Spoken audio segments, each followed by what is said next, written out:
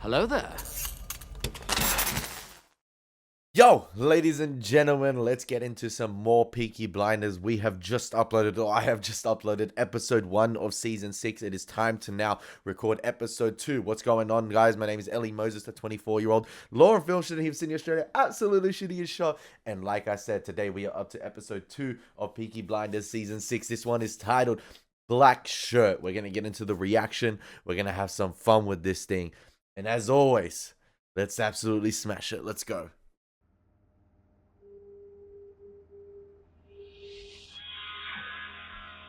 Listen, a Tommy Shelby with a smile on his face is a dangerous Tommy Shelby. I know he's seen the kids, but listen.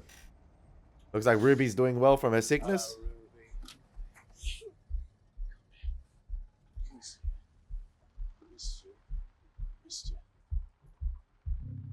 There's a black Madonna. What present did you get us, Dad? Son. She's all better, Tommy. Came back for nothing. And the actress who plays Lizzie is tall.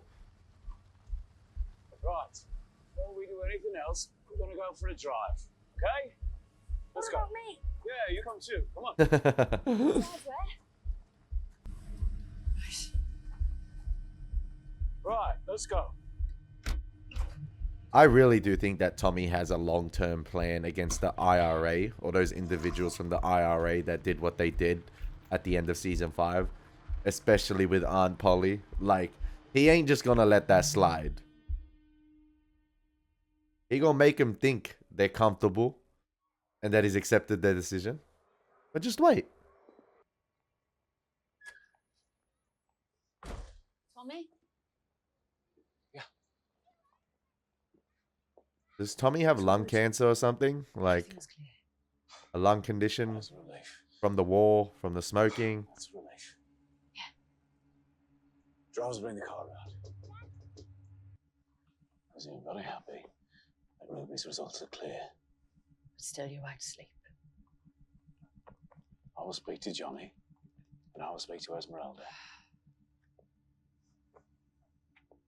Esme back into the fray. That'll be cool. We could be on holiday. We could be up a mountain in America. That wouldn't have been possible. The man I'm dealing with, he's coming to London. I need to be there. No escape. We will escape, Lizzie. One last deal to be done. It'll be difficult. Difficulties are to be expected. This is why I must move from item to item. And I will be the next item. That's how it feels now, Tommy. Yeah. Everything on a list.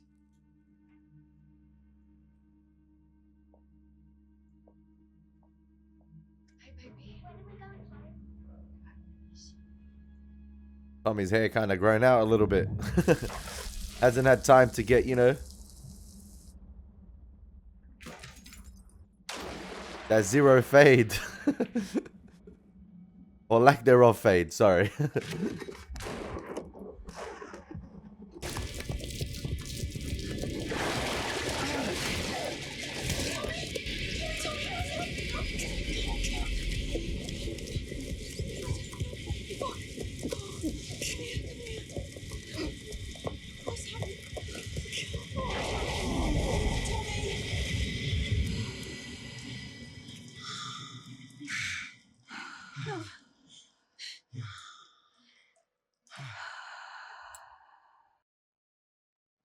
We gotta keep going until this Boston business is done. Then we rest. But you need to rest in between that, man. Come on, man. Comrades, We need you at your before we optimum, end Tommy. this planning meeting and send you out into the rain. Comrades, your Labour representative for South Birmingham, Mr. Thomas Shelby, MP. MP OBE, let's go.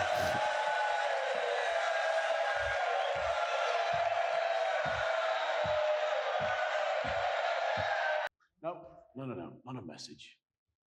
Not a message. An instruction, in fact. You must be silent.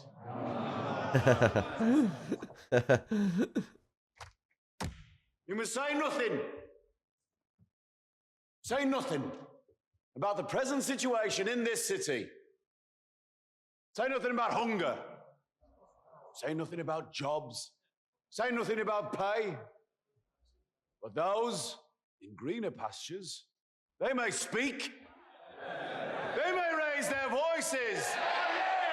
But here in this smoke, you men and women, Irish and Italian and English, who support the socialist cause, and the socialist cats and dogs and canaries, and all the king's horses and all the king's men, want you to be silent. But it is you, my friends, who must suffer the cuts in wages. Hey, he knows how to play the game well. Dignity. And you must not complain, because that would be unpatriotic. Silence! Well, what's this, comrades? I will not be silent. Not this Englishman. Book the silence. And I will gather up every single one of those cries, and I will take them with me on the train back to Westminster. And I will let them out of the bag in the House of Commons, and let them try and silence that, eh? More lies? More lies?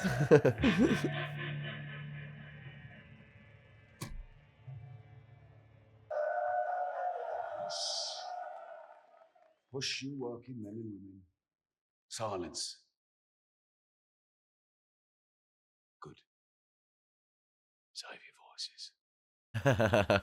You're going to need them.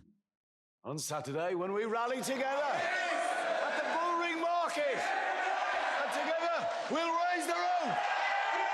Break the damn silence. And bring down this broken government.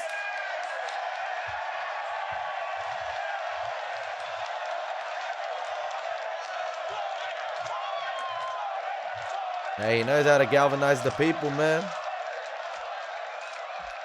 Tommy Shelby MP OVE. Thank you. Lorna McKee. Battalion Commander for Mana IRA.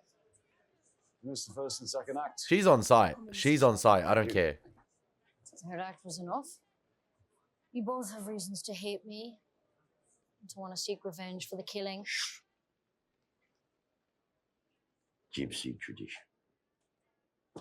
We do not mention the name of the dead in company. I love how Isaiah's just lurking in the background. Prime security. Lorna McKee and the Shelby family. Business comes before issues of vengeance. Our beloved departed would understand and approve. Scarboys, Our agreement was we meet in a crowded place. no need for crowds. I need you alive. I'll see you. Hey, you done this to yourself, Laura McKee, man. Keep walking. You understand forgiveness. And you drink water. Yeah, the way of water, man. Avatar. Allow it. Yet I heard from many reliable sources that you have a reputation for moral turpitude. Moral turpitude. It's a good name for a racehorse. You don't know what it means. I know what it means. It means you fuck people. Fuck people over. Don't give a fuck. It means you covet and steal and burn all principles for the sake of self-interest. So what happened in Boston? Jack Nelson said no. Are we accepting no as an answer? These are letters written to and by Jack Nelson over the last 3 months. I don't even trust the postal service no more, man. Shaking my head. Intercepted just like that. Harry Potter style. This is a private letter from the President of the United States. Where the fuck did you get this? My racehorse, moral turpitude. It's just one of many in my stables. That's one way to Sometimes explain even now I'll take it it. out for a run. If there is a good cause that requires our services. Jack Nelson's coming to London. Officially, he's coming to buy liquor import licenses Unofficially, he's on a fact-finding mission. He's come to measure the strength of support for fascism in Britain. He'll report back to the president. Was that like a fancy way of explaining that Tommy Shelby has contacts and just like, yeah, I can intercept mail as I please? He's God. He's turning into God, man. He's ever present. My guy knows all, sees all, and yeah, I guess that's the way of like writing it into the story, just saying in a fancy way, do the racehorse analogy in terms of like saying, I got this contact there, I got this contact here, he's helped me out do this, he's helped me out do that. I don't know, because I feel like it'd be pretty hard to intercept a personal letter from the President of the United States. That's insane. I thought you were a socialist. Well, since I've entered politics, I've learned that the line doesn't go out from the middle to the left and the right. It goes in a circle. I'll show you. You go far enough left, eventually you'll meet someone who's gone far enough right to get to the same place. Working class socialists like me, working class nationalists like you. The result? National socialism. And that's me. In the middle. And let him put a pin in the map of Ireland. The President of the United States.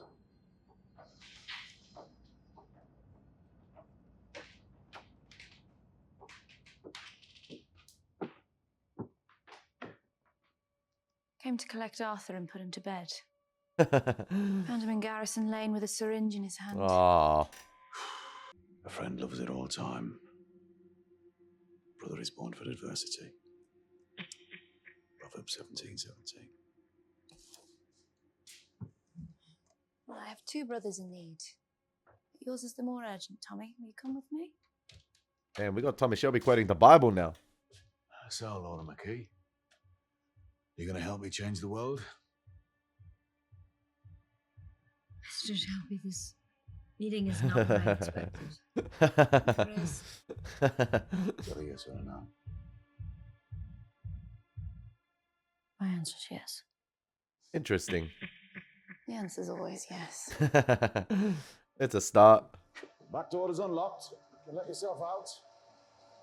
And tell your friends back home. Tommy Shelby has changed. Gotta let the whole world know that it's changed. It's all part of the plan. Damn, the Garrison Tavern. I found him, the syringe was empty, sleeping it off on the cobbles. Shit, Tommy. Shit.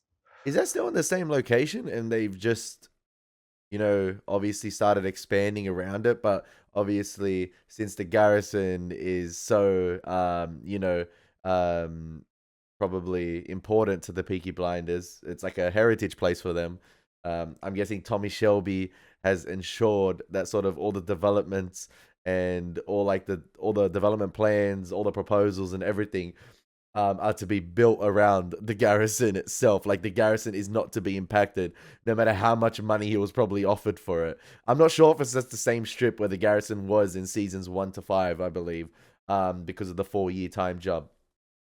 It could be, but that, you know, that beautiful wide long shot we just got right there, I don't know, just makes me think that Tommy Shelby is doing Tommy Shelby things in terms of like keeping the Garrisons as sort of like a heritage location, and then everything is being built around it.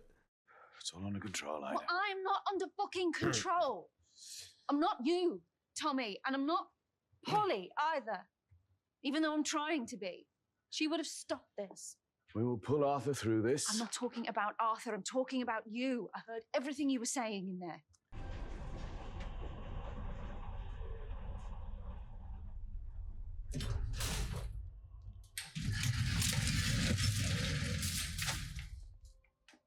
I'm expected. Are we gonna see Alfie Solomons again?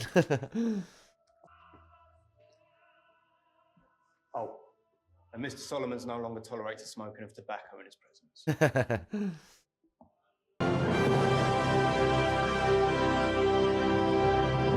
Wow, he timed that to perfection. I always thought that opera was just fat people fucking shouting. Yeah? What do you think now? I think the sound of a tenor in full passion reminds me of crying out with Italian soldiers when they had my bayonet inside them. Ever since my own death, I have been somewhat haunted by it. Yeah. Obsessing about opera singers. Opera's not fucking singing, is it? It's not singing, it is the sound that people make before word. And I do not allow smoking because I do need to see fucking clearly. All right?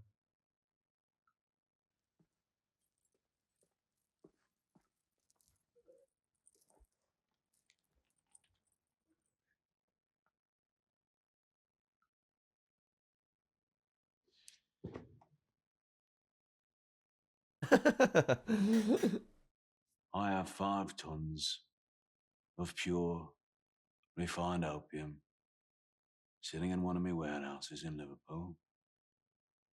I have safe storage off the coast of Canada. I have men willing to distribute it in Toronto, Quebec, New York, and Boston. The income would be immediate and would shift the balance of power in Boston back in favor of the Solomons family.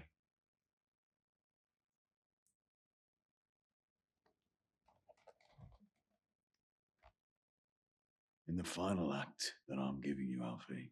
That I'm it is giving you. Who takes the revenge. I'm giving you. You have no other choice. This is the Obviously. script, and we will have no rewrites. The Irish are being difficult. The Italians are not an option. Also, Alfie, you are my friend. You credit. No. I will take property. You own half the warehouses in Camden. I'll take it and knock them down. Build houses for the needy, the deserving. Yeah, well, the Irish have always been difficult, Tommy, haven't they? About fucking 700 years. You know, I once saw an Irishman arguing with the statue of Oliver Cromwell in Parliament Square. And the argument went on for quite a while, actually, well into the night, as his little voice echoed all around the Houses of Parliament as he got more and more angry. Oliver Cromwell was reluctant somewhat to answer his legitimate questions. So angry, in fact, that eventually he punched the statue on the nose and broke his fucking hand. How much is it, Tom? Johnny?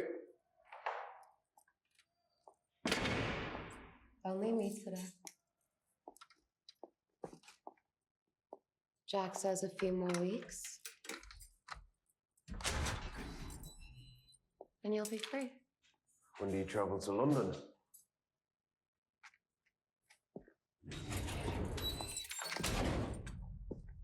Tomorrow. Skill, I man. came to say goodbye. Just teasing like that. I got the keys and I'm just mucking around with them. Like, When you go to London, stay away from the devil. Lock your fucking ears if you have to. I'll be with you, Michael. I've been thinking about you. Only you. now that's cap. I reckon that's cap. And don't worry about Tommy Shelby. I have no interest in a dead man. Jack says he has to die. Well, you tell Jack to wait. If anyone's going to kill Tommy Shelby, It will be you. I know. So uncivilized, I Michael. told Jack, Ungrateful. and Jack said, okay. Let the kid do it. I feel like she's making this as she goes along. And in return, he can collect the cash that Tommy won't. And our souls will come together and we'll fuck. I won't need an alarm clock. And you won't sleep until I'm done. midnight, folks, 5 a.m.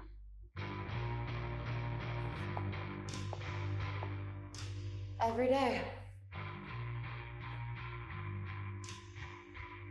Because we trust each other. Now that's the biggest cap I've ever heard in my life. We trust each other. This is the most untrustworthy marriage ever. Like, nah, there's been some pretty bad ones, but like this one is crazy, man. Too like, well, are they gonna do like a Ray Kylo Ren Skype call sex thing? Like, is that what we're gonna do? If there's one thing you cannot fault in Peaky Blinders, it's the production design. It's absolutely fantastic. They had no expense. I mean, look at that.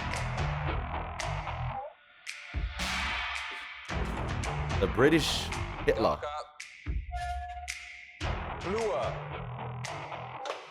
Sharper. Also from below. Darling, how's that? You look absolutely terrifying,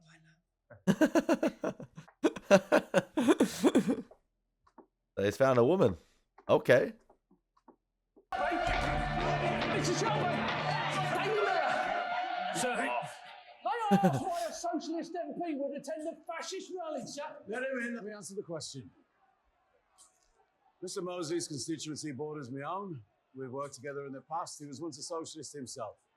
My role here tonight is to act as a bridge between ideologies. I'm in the middle.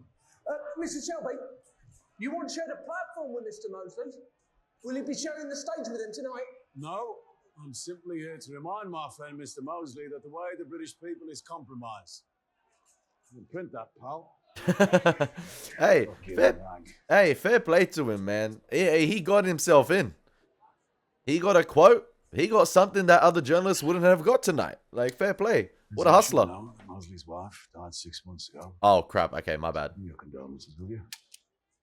Tonight, he'll be here with his mistress, who is apparently a lady of some standing. I'm guessing the black shirts Great comfort in his time of grief. has something to do with fascism, right? Because all of Mosley's men, or like, there seems to be a lot of individuals wearing black shirts. Or like, I was invited in, I agree. Black attire. Arthur made me a promise, but you appear to have broken. He's hid some junk in his sock. Arthur's just gonna be, like, he's already a liability, man. Okay, that's not good. He wearing a black shirt. Tommy, Johnny Dogs, Mosley invited me. He said, wear a black fucking shirt. Yeah. I said, I look like every other bastard. Lizzie, come on. You're an angel. I know, I'll fucking let you down. I'll fucking let you down. I know I have, all right? There's associating with the fascists, then there's wearing their clothing, which is not good. Look at Johnny Dogs. See, that's not good. Everyone's watching. All eyes are on the Shelbys, which isn't good. Take your fucking shirt off and give it me now. Get it off. This is my fault. Yeah, Tommy Shelby's meant to be playing this game. Remember, we voted on getting involved in the opium trade. You voted no. I said no. Remember? I overruled you. You fucking slapped me. Can't have other members of the Shelby family Unresolved. Do you understand? Unresolved. being associated with the fascists. Everything. I have to move between left and right, light and shade, and maintain the trust of both. And I cannot have my brother wearing a fucking black shirt. Exactly. Go to the Daily Mirror. If anyone takes my picture in this, they'll find a fucking camera under my heel top. What I do saying, Kerry. Ida's got decisions to make about working with us. He doesn't know what she wants. Big up Johnny Dogs, man. Listen, I'm going on. you stay there. I've something for you. Lizzie, you go with Johnny. Johnny, take Lizzie to a seat. But I don't have an invitation, Tommy. Johnny, you're wearing a fucking black shirt. You can do what you like. Go on. I'll follow you. Go on. Get yourself clean. Stay clean for 2 weeks. I'll write Linda another letter. Because I know where she is. That's where everyone is, man. First, I need you back. And then my brother. Tommy Shelby, MP, OBE, GOD, everything. It's time to do the real work. Yeah, look at your smile, Tom. Look at your smile, brother. It's been so long. Come on, let's see what this bastard has to say. Come on. Right. Come on. Yeah, right. He's a bastard at autumn. Black shirts and jeans. Here we go. Here we go. Here we go. Stand in the middle and do nothing from Will I fucking me?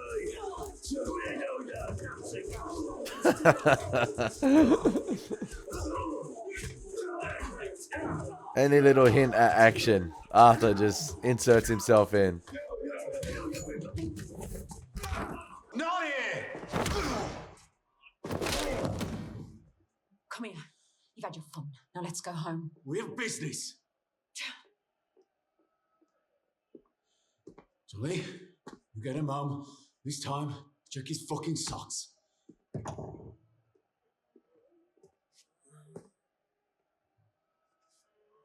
Sake. Ah! Tommy, we should get out now. Forget this American business. We've got enough. Not yet enough. Here she comes. Remember to smile. Come on. There's so much happening so quickly. It's just like, we're moving. Future Prime Minister of this great country, Sir Oswald Mosley.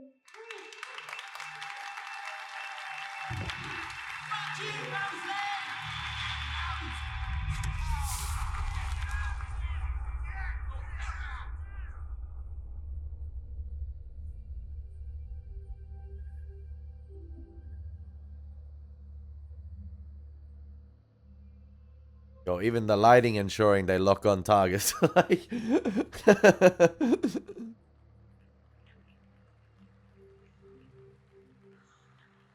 it is a very stylistic season thus far, including season 5 as well.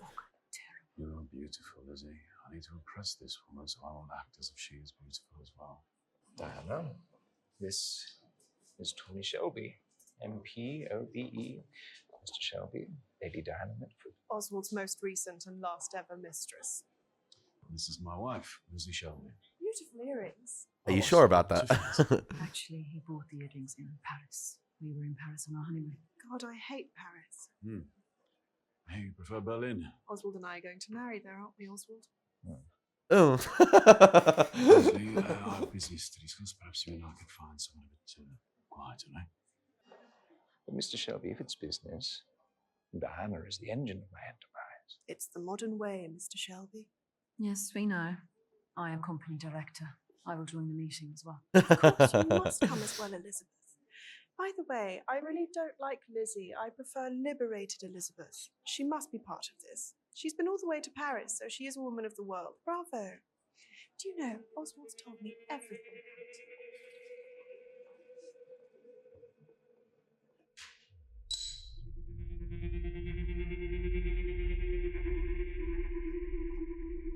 Now, some of it, how do I explain it? I appreciate, you know, trying to imprint your own stylistic approach to Peaky Blinders, and I have, you know, been told by some people that they didn't like the direction of season 5 and 6, and everyone is entitled to their own opinion. And I did say it in season 5. I didn't think it was, you know, necessary to change the aspect ratio, and I guess some of the stylistic choices differentiated from season 1 to 4, and some of it took a while to adjust in season 5 a little bit in terms of like making it feel like Peaky Blinders again. It didn't feel like Peaky Blinders. It didn't feel like the Peaky Blinders of season 1 to 4. That's just coming from me. You guys might disagree with me, but it took a while to adjust, and I've, you know, really adjusted to the season 5 and 6 approach thus far. And listen, some of the stylistic choices they do go with this season, I feel like are overly done just for the sake of it looking,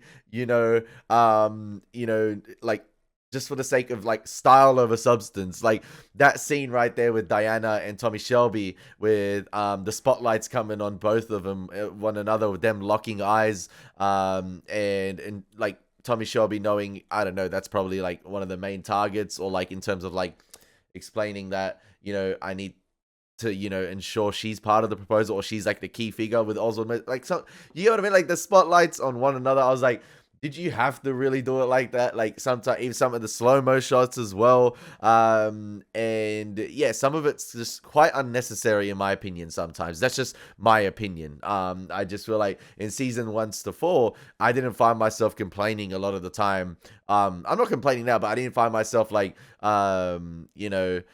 commenting a lot on, them overly doing it, like, or overly, going for like a stylistic approach and just trying to be too artsy at points. I just felt like they did their thing.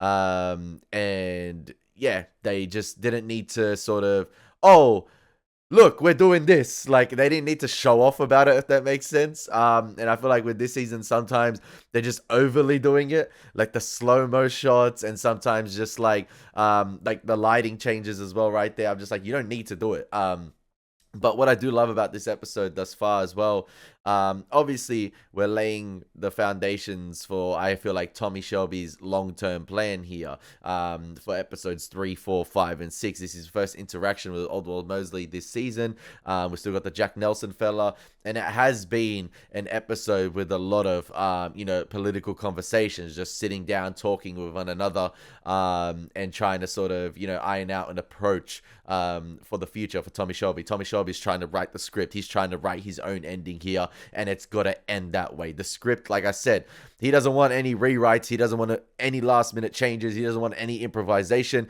He wants it to go according to plan. Will it go according to plan? Who knows? We saw at the end of last season, look what happened. But it seems like he's got things on track thus far. And I love the emphasis on sometimes long extended takes in this episode. I love it. Where the scene will be drawn out and the characters will converse with one another in like a long extended take. I love that. I feel like it just immerses me a little bit more into the world of Peaky Blinders. Only 3. At the bottom of the second paragraph. Individually, Jews are fine, but as a race, they stink. Bam. Elizabeth, do you even know why the bridge to President Roosevelt is so important? Actually, no. I don't really know much about this business at all. Hey, at least she was honest. But I have fucked your future husband, so I know lots of things about him. Tommy, I'll be outside. It goes both ways. Well done, Elizabeth. People want to meet Nelson or no. Mosley was like to Diana, I fucked his Mr. wife. Shelby, She's like, I fucked your future from husband. now on, can I call you Thomas? If you like. Of course we would. And we are very grateful for your efforts. Who's we? But Mr. Shelby, before this enterprise goes any further, you really must do something about your wife.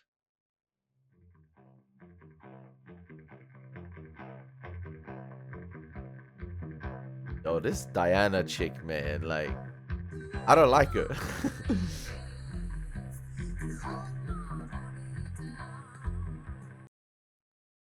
You're Catholic, Mr. Shelby. I hope that by suggesting we meet in church, it might make us both more cautious with lies and truth. Well, your hope would be forlorn. There ain't no one listening here. You don't believe in God? No. Two working class Catholic boys. Did they mess with you when you were small? Some man in the shadows. I carried a screwdriver and a blade. And everyone believed I had the power to lay curses. Do you? Oh, this is a fantastic location to film in. Wow. Wow. First man I killed was a priest. I wonder which cathedral is this. A Prussian boy with green eyes. He was already underground. When'd you last kill a man, Mr. Shelby?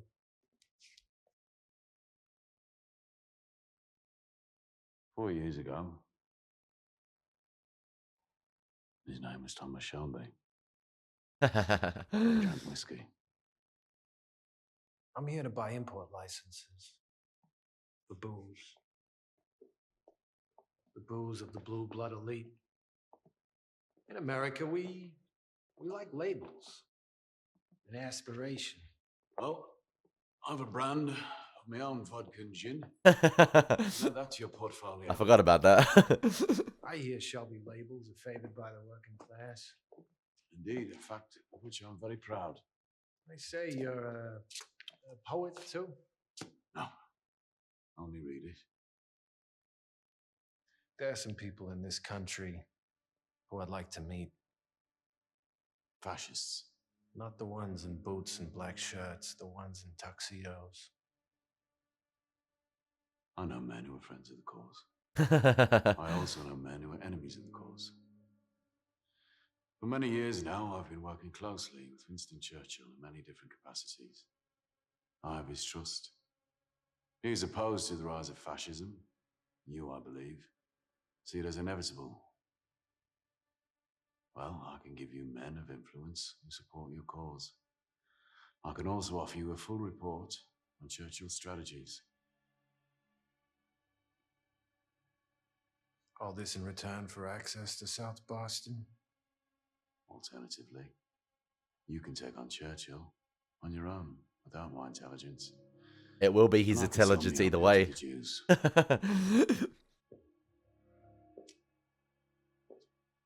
You're a brave man, Mr. Shelby. A war hero, I hear.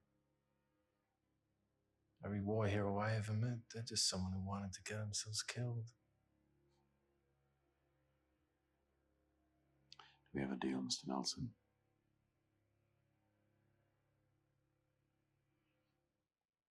I'll think a great deal about what you've said.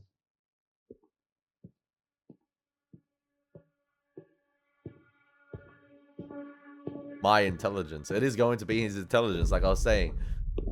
He's only going to let Mr. Nelson know what he wants him to know. Ruby, have you finished your spelling, love?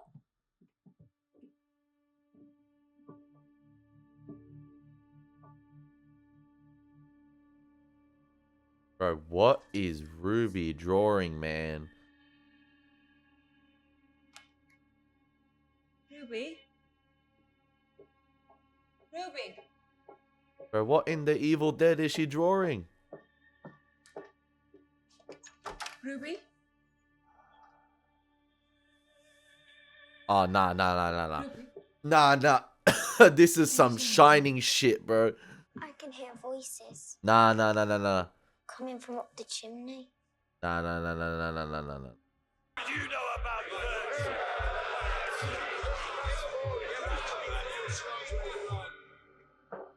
Ruby's in all sorts, man. Please. They gave her the all clear this episode, and it seems like... Mr. Speaker, I intend to put before this House a bill which will offer radical reform. Is it some gypsy curse or something? In this country, Or like... in which slums are cleared, new houses are built with new standards in health and hygiene. Time has come for change. The people have had enough. Yo, this Diana chick, she evil, man. She evil. Build a new Jerusalem, brick by government-owned brick.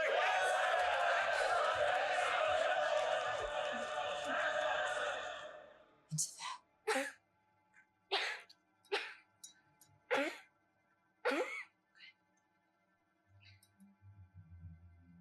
Has he got something? Oh, no.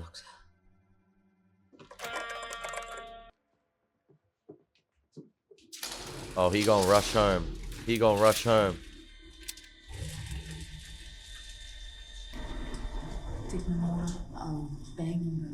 Yeah, those whatever terms. He's staring at me, Daddy. A man with green eyes.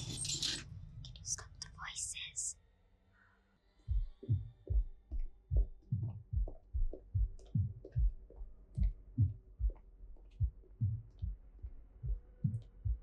Man, he thought she was in the all clear this episode.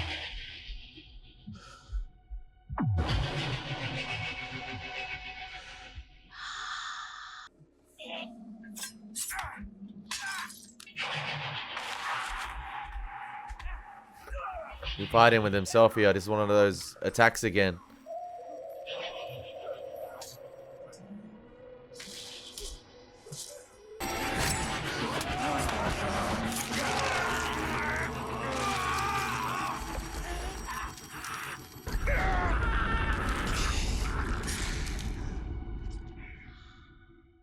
Is that the first ever man he killed? The Prussian?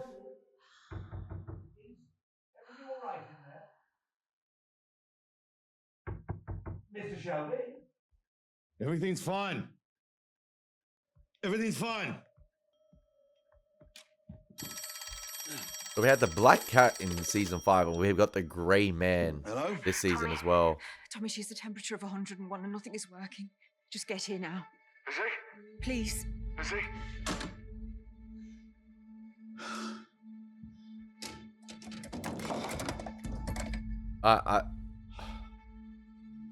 Yo, it might not end well for Ruby. Matilda, put me through to the number I gave you for Esme Shelby Lee. Remember, Esme put the curse on the family, didn't she? About to meet some more gypsies. Maybe possibly Esme next episode, ladies and gentlemen. Oh, damn. That was a good episode of Peaky Blinders. I actually thoroughly enjoyed that one. Listen, I know I had that little pause midway through the episode, or midway through the reaction about talking about, you know, I feel like sometimes they are overly doing it this season with sort of some of the stylistic choices, like trying to show off too much, trying to be artsy a little bit too much, and sort of straying away from what made Peaky Blinders in season 1 to 4 really great. Because I feel like in season 1 to 4, I always said a lot of the time, trademark Peaky Blinders. They were just doing their thing when it came to the camera work, when it came to the cinematography. And I feel like they didn't need to, in a way, you know, force it upon you, if that makes sense. Like, I feel like sometimes this season, like, they're just trying to push it in your face to show, yeah, we're being overly cool in this scene. Look, we're doing this slow-mo shot. Oh, look at the lighting here.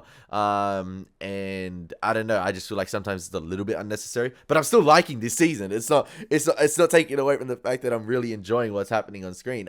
It's utter chaos at the moment. Everything's happening. A lot is happening. Tommy Shelby is trying to, you know, navigate a very important, you know, last hurrah, last final deal, the final third act. And is he going to execute it to perfection? Who knows? This thing with Ruby might be a hiccup. It might be a hiccup in his script. And yeah, unforeseen circumstances, last minute rewrites. And this might cause, you know, like I said, last minute rewrites in Tommy Shelby's script. Is the plan going to change? Because this episode, you saw him meeting up with a lot of individuals. You had the girl from the IRA. Then you had, you know, Alfie Solomons. Then you had, obviously, Oswald Mosley and Diana. So he's trying to put a lot of things into place here. Obviously, the fellow from Boston, I can't believe I forgot his name off the top of my head, my bad. But you had him meet up with him too, and he's trying to lay out, you know, the frameworks for that deal. And then obviously we had the interaction with Gina, Michael, you know, what the fellow from Boston's plans are for Tommy Shelby in the long run, what his plans for the devil are. So it's going to be interesting to see if Tommy Shelby has, you know, thought this out, because there's so many pieces of this puzzle, and he's got to execute them. He's got to ensure that all of them, you know, align with one another and not any of them are out of place. He's got to have every individual on his hit list, or every individual that he's dealing with here, he's got to have like a plan A, B, and C for them, like even more probably, because of how large this final act is for him. Like the scope of this deal is really dangerous, but it could possibly benefit him for the future if he does execute it to perfection. So I hope you guys enjoyed the reaction. It's been your boy Elie Moses. As always, take care. God bless. Peace.